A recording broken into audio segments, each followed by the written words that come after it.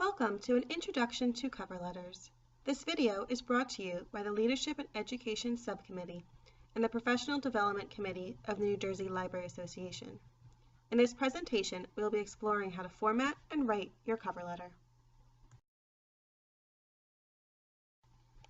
When applying for a job, cover letters give you an opportunity to illustrate why you are a good fit for the position and expand on the accomplishments listed on your resume. A thoughtful and well-written cover letter can make you stand out from the crowd and land you the interview. Of course, writing a cover letter can be overwhelming, but this presentation will provide you with the tips and suggestions that you will need to feel confident. So let's get started. When creating your cover letter, there's a general template that you should use. You can find existing templates to choose from on Microsoft Word or simply follow this basic outline. In your heading, which will be aligned on the top left side of the page, you want to put your contact information, including your address, email, and telephone number. Next, you want to put the date followed by the contact information of the location to which you are applying. Make sure to include the employer's name and title. Then, like any letter, you will have your greeting followed by an introduction, body, and conclusion. Lastly is your closing.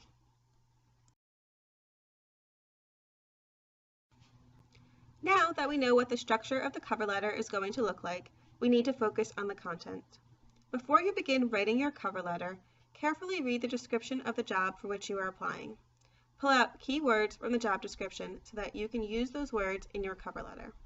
You may also want to do a little research on the institution you are applying to before you write your cover letter, as you may be able to incorporate this extra knowledge into your letter. This means that you should be writing an individualized cover letter for each position you are applying for. Finally, look over your resume and select which relevant experiences you want to highlight in your letter. In your introduction, you want to state the position you are applying for and a short summary of any applicable experience that relates to that specific position.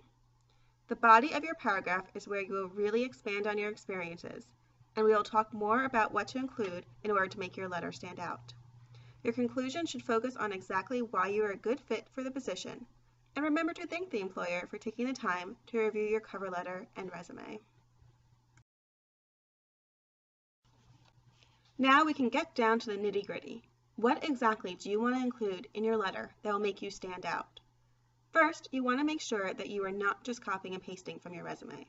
You want to take what you have on your resume and provide more detail. Tell a story. Illustrate how you accomplished something you are proud of, or maybe how you overcame a certain obstacle. You want to convey to the employer how you created change or made an impact at a previous job. Emphasize your strengths and let the employer know how those strengths can make a positive impact at their institution. Remember to use those keywords. Finally, you want to think about what kind of person, skills, and expertise the institution is looking for and describe how you fit that description and the institution's needs. To make your accomplishments stand out, you want to include action verbs. Utilizing action verbs will really highlight what you have achieved.